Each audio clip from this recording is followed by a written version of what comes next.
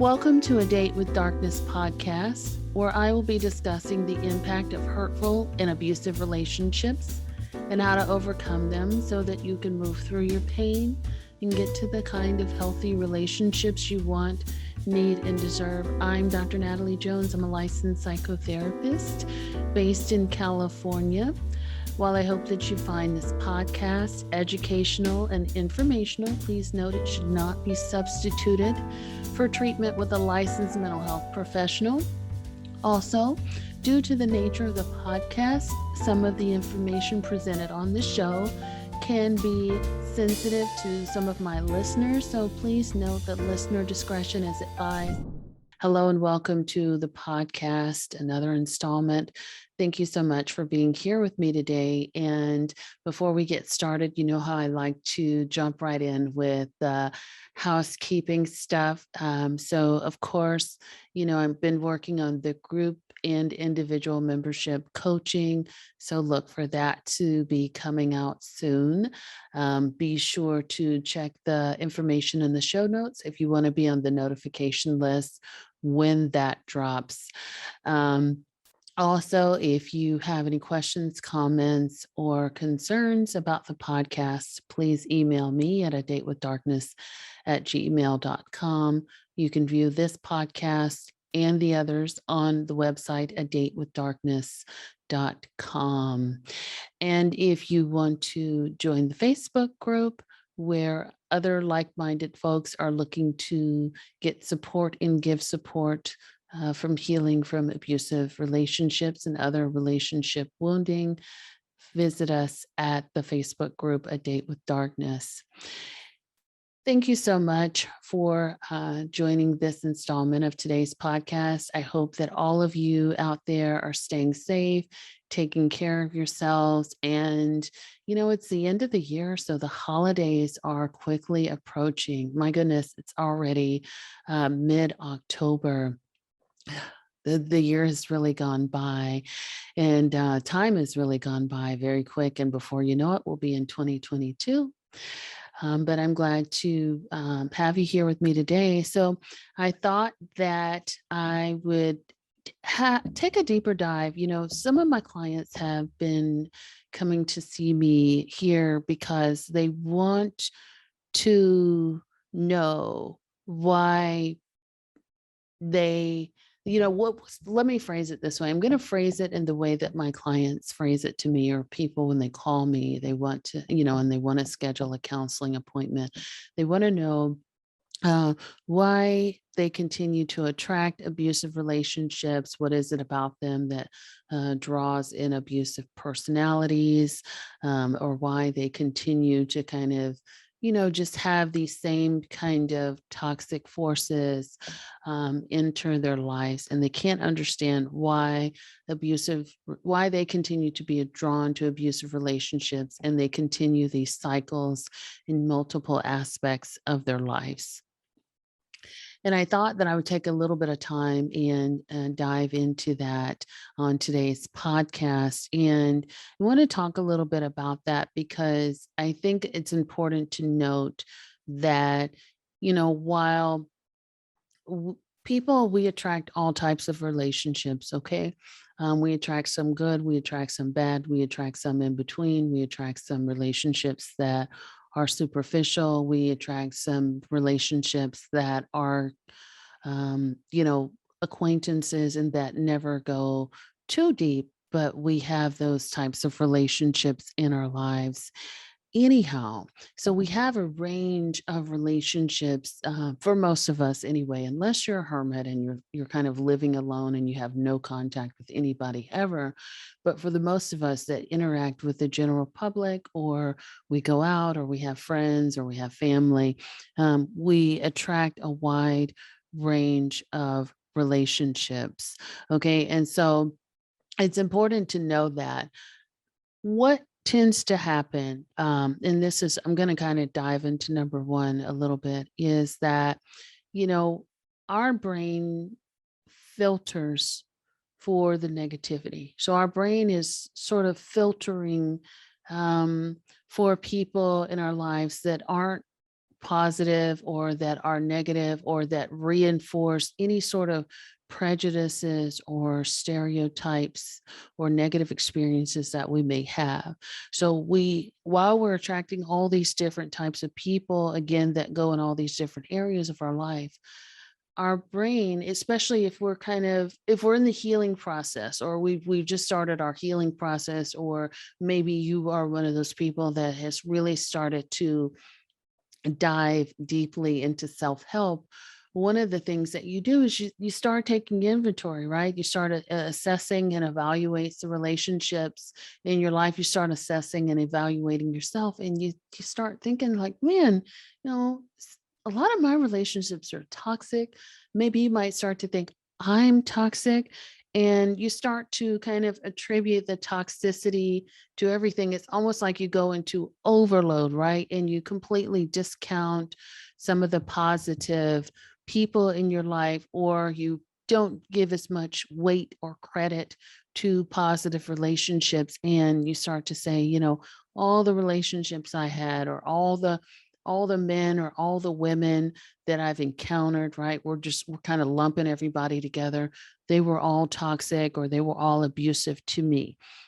And so your brain is kind of being trained, or is sort of wiring to go back and connect to the stuff that really stands out, the stuff that's really a familiar pattern, right? And so when you do that, you discount other positive people, other role models, other mentors, other positive representatives of couples and things like that. So most of us, right?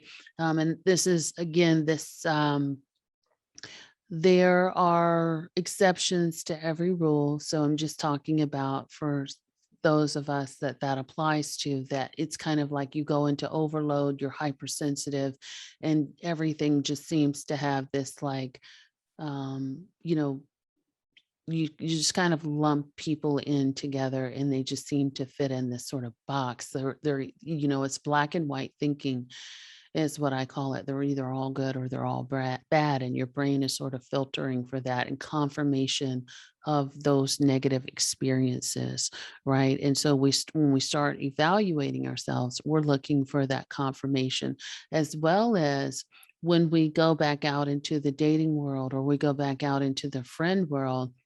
A lot of people are like, "Oh, okay, well, I'm afraid I can't trust myself to get back out there and pick people that are good for me, because I only seem to be attracting these toxic forces. So I'm not attracting anyone who seems to be good for me." And again, it's because your brain is sort of wiring for what it knows. Toxicity has become familiar, negativity has become familiar, and therefore you are likely to engage more with some sort of familiar pattern, some sort of familiar characteristic about this person in your life, that even though they just entered your life, and you could be in a room or a party full of people, and it's like that one person, that one toxic person, you're immediately drawn to that, and you can't figure it out. There is something neurochemically in which we are wired to be attracted to familiar patterns, familiar characteristics, and familiar people. It's just that's kind of the way that hardwiring was set down. And if you had a rough childhood, if you had a dysfunctional family, if you had a very unloving family, you grew up in an abusive household, that wiring began from very early on in your life. And so it's something that's been set down. It's something that's been done for years. And so in order to undo that, that takes a lot of work, and it's something that you have to be very intentional about. The second reason why you may feel like you attract abusive personalities is, believe it or not, there's a lot of people that I work with or that I encounter that they don't know an abusive person is abusive or dysfunctional. Like they don't know what what constitutes abuse, or they dismiss abuse they dismiss the relationship as being abusive because it's someone that they know, it's someone that they're familiar with, or it's someone that they have history with, or it's somebody that they're related to. So they say, oh, I just know that I feel this way when I'm around this person, but I never really thought about it as being abusive or being a traumatic or being a dysfunctional relationship. I always thought that, the way we grew up was normal, or that this relationship was normal. I never knew any different. Um, Although they could quickly say that if they observe some of the behaviors that were going on in that relationship in someone else, meaning that, maybe a friend was encountering some of the things um, that they've witnessed or that they've been privy to in their relationship, they would be able to quickly say that they're abusive. So it's not the logic, it's just something in the wiring, like this person, we have history together, this person is familiar to me, we know this, I know this person, maybe you go to work together, maybe you have sex, maybe you have children, maybe this person is your mother, or father, or whomever.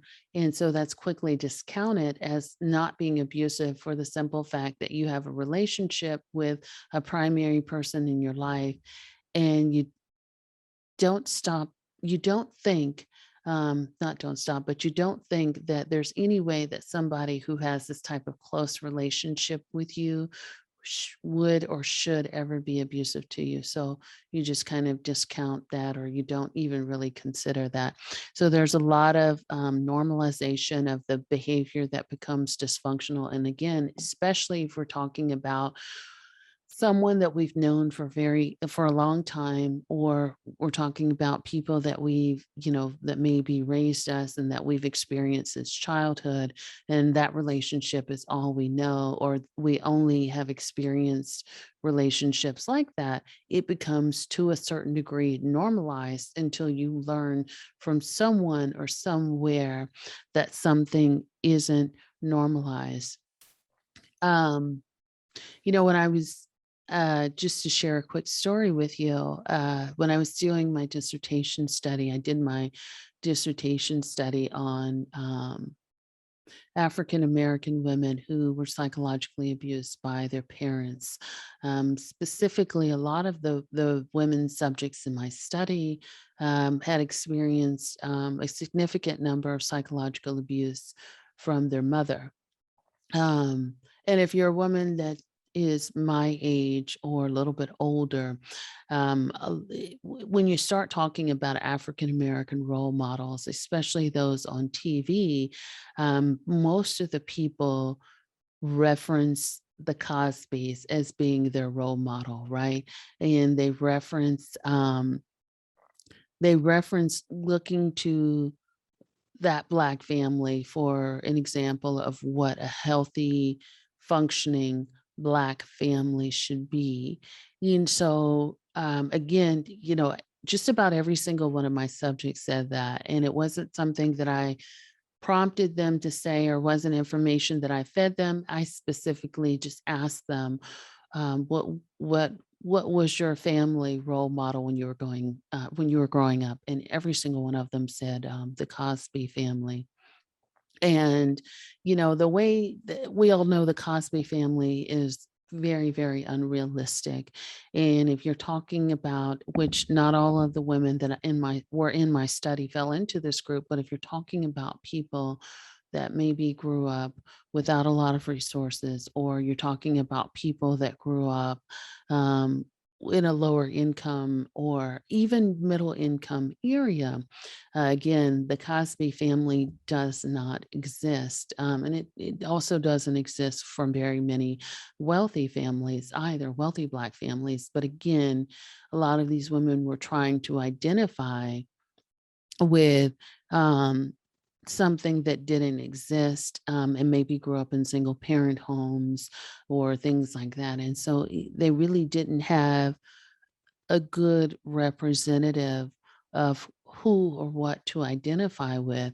And so when they don't have a good representative or who or what to identify with, especially on TV, on the radio, or whatever, they start to, again, you start to look inward and say, this is just what it was. This is maybe how my neighbors grew up or whatever. And so there's a certain amount of normalization of your family environment because the one role model you have just isn't attainable, but it's always like that. That's something that you're reaching for. We're always aspiring to be like the Cosbys, which is not realistic. So again, if you don't have a good representative or a good role model or a good understanding of what healthy and realistic is, again, you begin to sort of normalize those toxic patterns. Again, so number three, one of the reasons that we may continue to attract or be attracted to abusive relationships or abusive personalities, and I say attract, not because I know that's what I want, but just it just means that relationships that you gravitate towards, right? So we may gravitate towards those types of relationships. Number three, because you're still in abusive and toxic relationships. It's not uncommon that when you grow up in a dysfunctional family, that you would then go out to attract an abusive or dysfunctional lover. In fact, going back to my study, um, a lot of the women in that study grew up in abusive dynamics, and it didn't always have to necessarily be physical. It didn't always have to be verbal, but a lot of it was psychological and emotional, as was the premise of the study. It just so happens that when experiencing psychological abuse, oftentimes it coincides and runs in conjunction with emotional, verbal, sexual, physical abuse, right? So those often run hand in hand. So typically, if you have physical or sexual, you're automatically going to have psychological abuse that kind of goes along with that. And so, and then one of the biggest predictor patterns that they were going to that they ended up in abusive relationships as an adult was that they had a history of being in an abusive relationship or being abused by their mother, right? So they were abused by their mother or their parents of origin, right? So mother, father, and the chances of them being abused later on in friendships, later on in romantic partnerships increased substantially. I would say 100% of the women that I studied, the Black women that I studied, had abusive relationships, right? So, you know, there's something to be said for, again, that early exposure in which your brain is wired for that.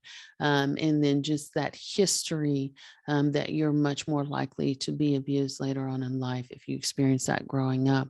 But also, what I will say is that for a lot of you out there, you may still be in a relationship with an abusive parent. You may feel this sort of sense of obligation to stay connected to a parent or to a family member that was abusive to you because you want to have some sort of semblance of family. You want to have some sort of network. You want to have something, right?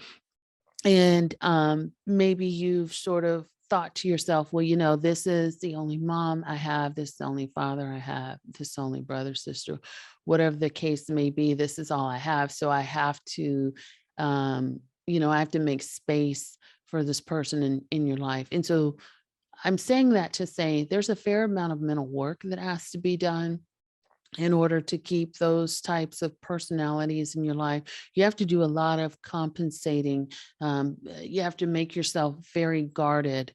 You have to prepare yourself to, a lot of folks have to continue to work and prepare themselves to even be in the same space with that individual, to be able to continuously take verbal abuse or even physical or whatever types of abuse, because it doesn't necessarily stop when you become the age of an adult. So you have to do a fair amount of mental work. You might, and if, let me tell you, if you if you get in a space where you're just like, oh my God, I really don't want to be bothered with this person today, or what can I do to fill this space or fill this time because I really don't want to interact with this person. I just really don't like them in my space. I don't like it when this person touches me. I don't like when this person has something to say to me, or you recoil. If this person is sort of calling you a name or lashing out at you in some way, that's an indicator that you're still in an abusive relationship. And a lot of times, whatever your reasons are, and be it that you feel like, okay, you're obligated to stay in this relationship, be it that you only get one parent, or be it that, this person may provide some sort of financial security, or maybe some sort of safety and some sort of resources or safety in other areas, but you've decided that you had to stay in that relationship for whatever it's worth. There's again a higher likelihood that the relationships around you are also going to mimic that. When you are in a toxic dynamic or an abusive dynamic, your brain becomes very familiar and very used to sort of those interactions. It's very used to that. It becomes a pattern of familiarity. It becomes like, oh, I know how to do this. This is what I'm accustomed to. I'm used to being in a constant state, a heightened state of survival, right? Thriving, I'm not as familiar with, but survival in an abusive dynamic, I know how to do that. So um, let me overcompensate, and now all of your relationships are looking like that. So you're likely to be in that kind of that back and forth dynamic with other people, your job, lovers, acquaintances, and things like that, if you're still doing a fair amount of emotional work in those relationships that are closest to you. Number 4, if you have low self-esteem or low self-worth, and what that means is you don't believe in yourself. You're not very kind to yourself in the way that you speak to yourself. You feel like you don't have a lot to offer, or you feel very unworthy, or just not good enough as a person. When you have that negative sort of internal dialogue, you believe you don't deserve any better, or this is the best you're ever going to get. And so that could be a definitive reason why you continue, or you are in relationships with abusive people, because you've already done the mental work around to say, well, these are the only types of people that I continue to attract. Maybe you feel like I'm getting older, or maybe you might feel like you're not as beautiful as you could be, or as slim as you could be, just all this sort of negative self-talk. And you say, this is the best it's ever going to get for me. And so therefore I have to really just lower my expectations. I really can't ask for anything better, because I don't really feel like I'm worthy of offering anything to anybody else. I don't feel like I'm worthy of being able to ask for what I want, right? So that's number 4. Number 5, when you're in certain abusive relationships, they may provide a level of comfort for you that you've become accustomed to. And sometimes what I like to tell my clients, you know, for this statement, there's some comfort in discomfort, meaning that you know how to do discomfort, you know how to do dysfunctional, but you don't know how to do the unknown of a healthy relationship. And so looking for comfort, or how you know that you adjusted to a comfort level. This person, you may rely on the abusive persons in your life, person or persons in your life, to provide some sort of financial security, right? They may have a place for you to stay, or it may afford you a lifestyle in which you've become accustomed to. And so therefore it's like, okay, well, if I want this, right? Again, we've done the mental work around, like, if I want these material things or if I want to live a certain way, I have to put up with X, Y, and Z, right? If I try to implement a boundary with this person that affords me this lifestyle, or, that is the father of my children, or that takes care of bills, or that, does whatever the case may be to provide um some relief for an immediate need, I have to kind of take that, because I know that that's what comes with that relationship. You got to give a little to get a little. And that's sort of the way, the mindset, and how we internalize doing what we have to do to get needs met. We've we've done the mental workaround to say, I have to get this need met, and this is what I have to do for that. Number six, we're more likely to be in abusive relationships with people when we don't have a strong support network. So if we don't have, sorry about that, if we don't have um, strong people in our life, if we don't have strong relationships in our life, or if we don't have anybody, we feel like, hey, I've got to deal with what I've been given. So I don't have any friends. I don't have any family. I don't have anybody that's there for me. And so I have to take what I have, or I have to just kind of make it work with what I have, because there's nobody that's checking for me like that. And so again, we've kind of just sort of become very complacent with relying on this person to be our everything, because we feel like we have nothing. We have nobody in our corner. Um, Number seven, we become very hopeless. I'm very powerless. There's something about when we have abusive relationships over time. If we have a long history of being abused in various ways and by various people, there's a sense of like losing hope, losing faith in people, losing faith in humanity, losing faith in the world, or feeling like, I just don't have any fight left in me. I don't know how to do things differently. I'm emotionally exhausted. I don't have a very positive outlook that there's good people out there that want the best for me and that can do, that could support me in a better way.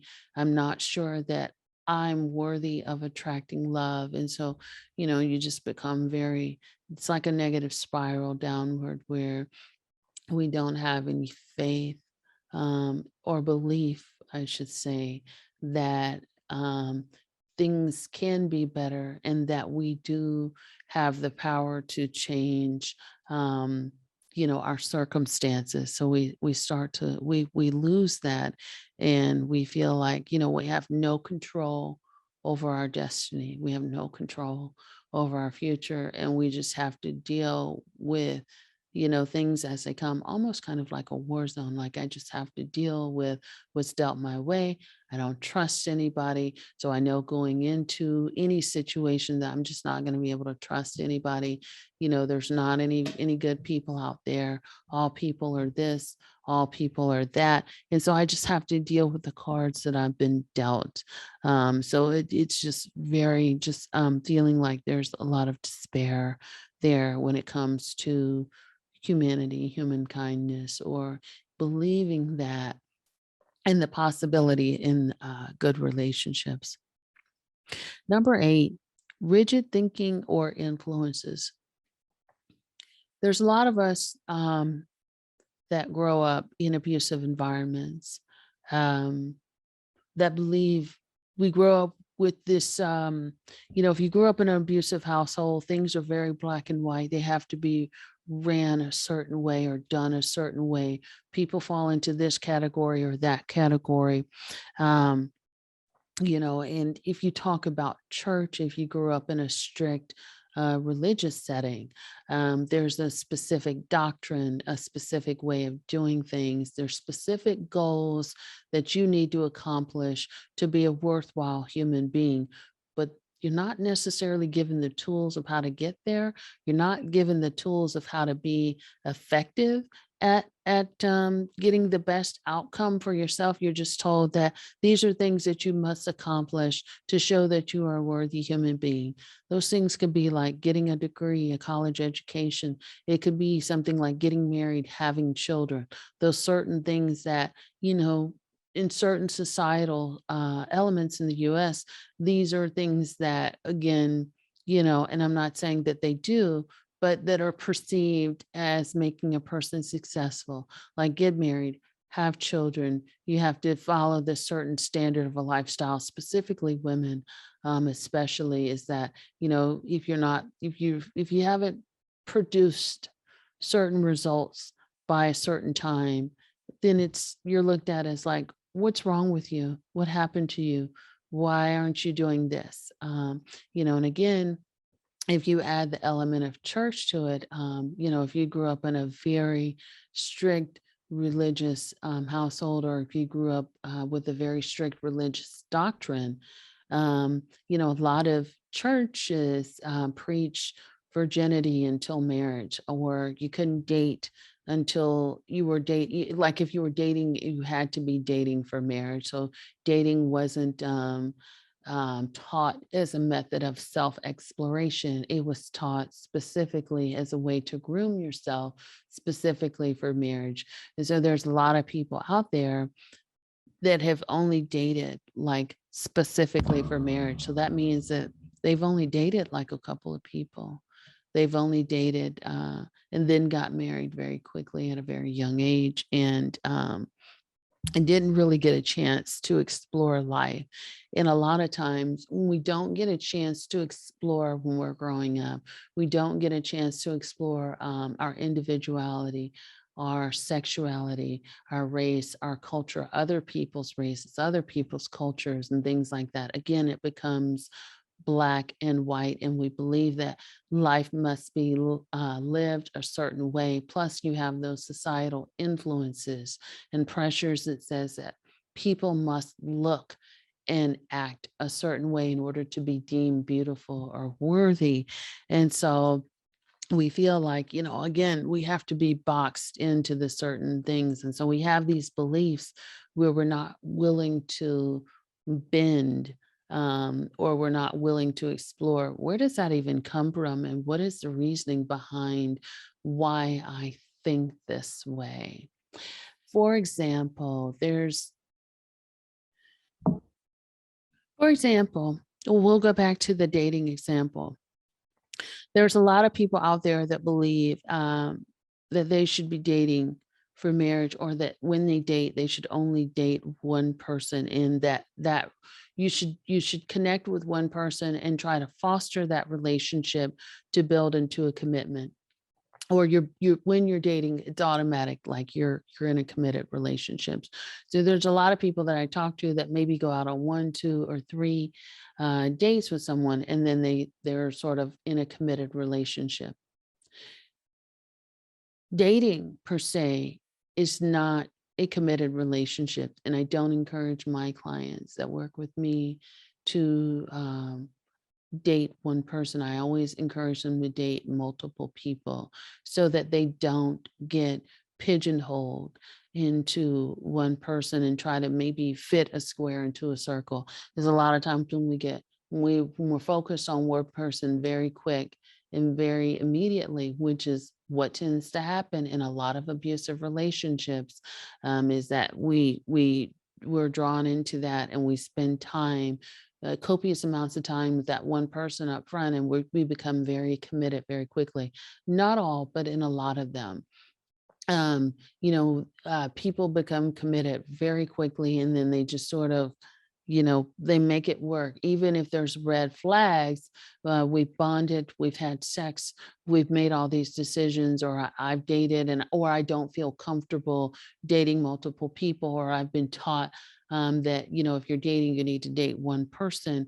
And so I don't feel comfortable dating multiple people and seeing what the options are so that I can carefully screen for red flags, so I can be sure not to become too committed too quickly to one person right up front, but I can screen more carefully and I can have fun and get and learn about myself, learn about this person over an extended period of time before I say, yes, I want us to be exclusive. Exclusivity is a relationship when you commit to exclusivity. Dating is not a one-on-one relationship. That is a non-committal exploration period of time. And I think a lot of people get the two of those actions. Um, they mix the two, or they confuse the two and saying that I'm dating this person.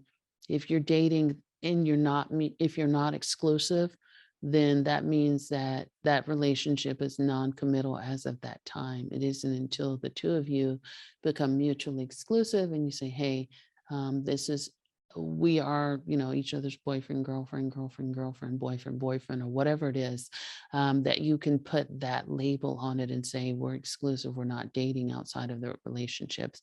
But I always encourage people to explore options before you do that, in order to push that rigid thinking, in order to push that boundaries and to explore yourself and to prevent yourself from pigeonholing into an abusive relationship right from the jump. Okay. Okay. So in addition to what I've already talked about, I'd like to go over some things that you can do to prevent yourself from, being a magnet and sort of attracting these relationships, or falling back into these relationship patterns. Of course, I'm going to always be an advocate for therapy and or medication. Medication, especially if you're having symptoms of hopelessness, if you're having symptoms of feeling despair, depression, or anxiety, um, you know, the medications can do some good for folks that need them. So if you feel like those feelings are happening to you more often than not, it's not a bad idea to see a psychiatrist. If you have a history of major depressive disorder, if you have a history of bipolar disorder, if you have a history of schizophrenia, or any thing like that, or if you have a family history in which you are genetically prone to these things, or even if you have if you have these symptoms, definitely check with your doctor about medications. I know that there's people out there that are averse to medications, but medications can be helpful, and have been helpful in many cases in clients that I've worked with. And also too, medications don't necessarily have to be a permanent option, and it's not something in which you have to get you are necessarily dependent on when you're talking about antidepressants and things like that.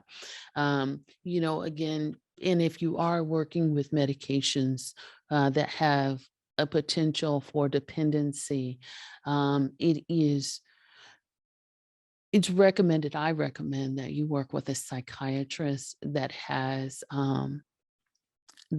experience in working with those and can most effectively monitor your care.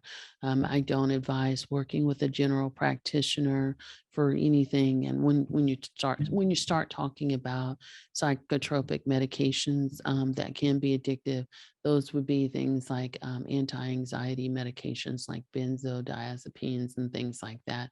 So if you're on anything like that and you're taking something regularly, like Xanax or benzodiazepines of some sort, so diazepam or something like that, I would always recommend seeing a psychiatrist over a general practitioner for prescribing those.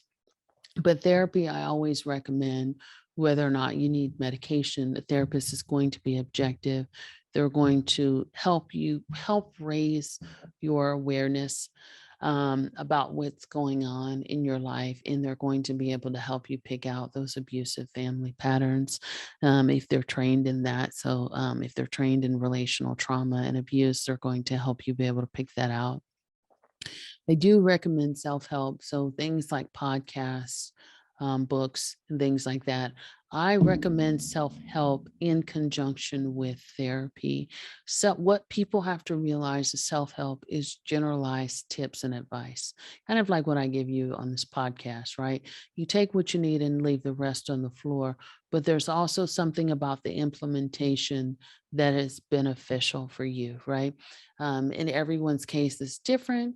You might be in a different stage of healing, or you might be in a different stage of self discovery. So certain tips might work, um, certain tips might work for you at certain times, or certain interventions might work for you.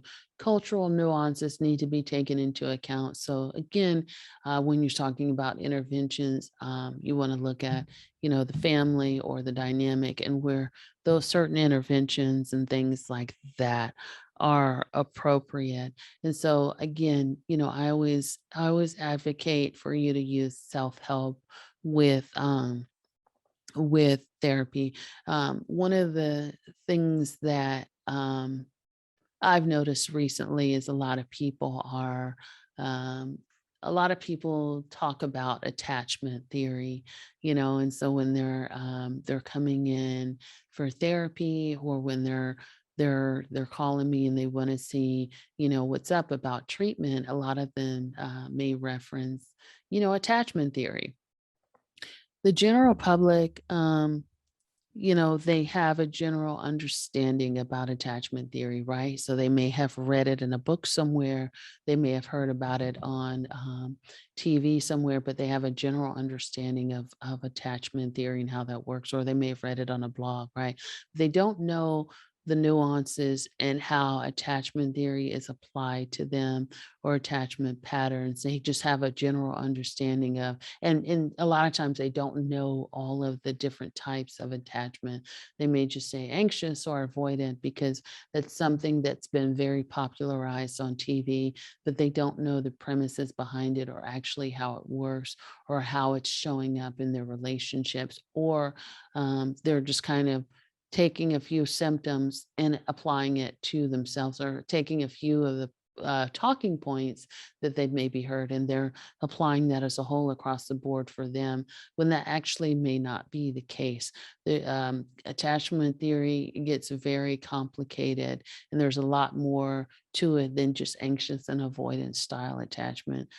So, that's one area, or one example of how people can take something that they've read somewhere and try to apply it, but they're not really sure in terms of how that works, or they just they did this like little inventory online, and now they think they've got it, or their partner has it, and they want it fixed.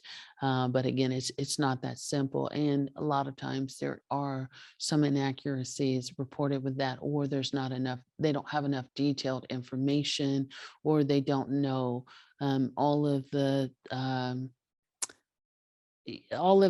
mechanisms behind it, I'll say. Okay. Um, you know, Three, recognize that change is very challenging. Change is hard, especially when you're talking about things like attachment, when you're talking about trauma bonding, when you're talking about, hell, when you're even talking about someone who's hurt you, or being in a relationship with somebody for a long time who's hurt you, or just being in a relationship dynamic with somebody that's not necessarily healthy, just recognizing that change is very challenging. It is not going to be easy to change yourself. It's not going to be easy to admit all of the truths to yourself. That is a very painful process, and one in which requires a lot of hand holding, a lot of self compassion.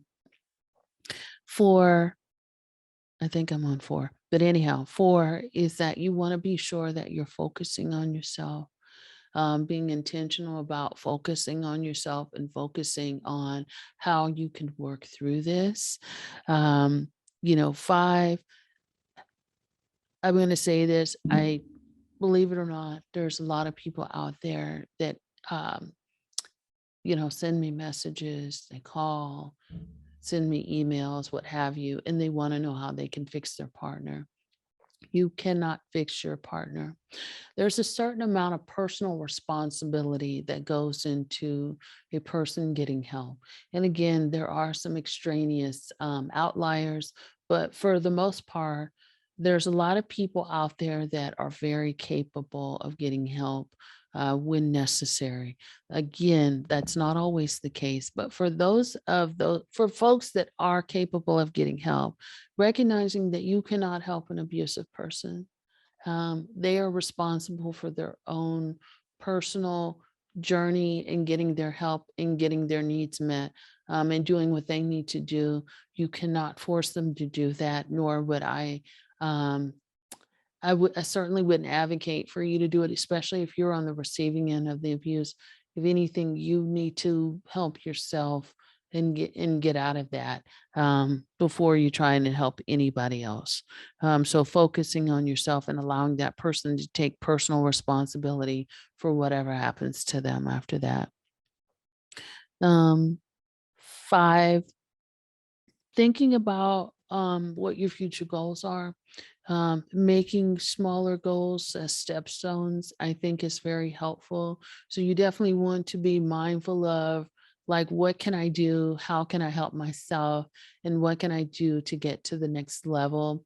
And those goals could be, again, very small. It could be minute by minute, hour by hour, day by day, just so that, taking your time, just so that you can get your momentum going, but just starting to think about what you want your relationships to be, or look like, what you want your life to look like, what you want your network to look like, and how you want to feel on a daily basis.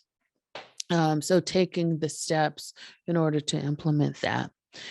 So that's all I have for today's podcast. I hope that you found what I've had to say beneficial and that it's helped you in some small way. And until next time, you guys take care of yourselves, stay out of trouble, and be well.